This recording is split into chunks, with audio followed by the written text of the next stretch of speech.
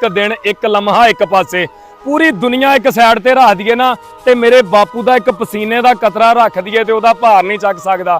और वाकई ही प्यो वर्गा कोई नहीं हुंदा। जरा गल सुन के कहंदा कि बलदी अग ते आप खलोंदा लोको प्यो जिहा कोई नहीं हुंदा। नेरी मींह तूफान नहीं वेंदा हस हस सारियां सख्तियां सहंदा। वो बच्चियां नूं वेख नहीं सकदा रोंदा लोको प्यो जिहा कोई नहीं हुंदा। वो जेड़ा कदे भी थकदा नहीं मन मन जिदा अकदा नहीं। हाय हाय हाय तुसी लख जिद लख फरमैश प्यो अगे करो ना कदे अकदा नहीं। वो मन मन जिदा अकदा नहीं मत्थे तरेड़ी जरा नहीं पाउंदा लोको प्यो जिहा कोई नहीं हुंदा। ते आखिरी पैरा उन्हां लई जिन्हां दे वालिदैन इस जग तो टुर गए ने ते रब को जाके भी नहीं भुलदा याद करो विच खाब दे मिलदा।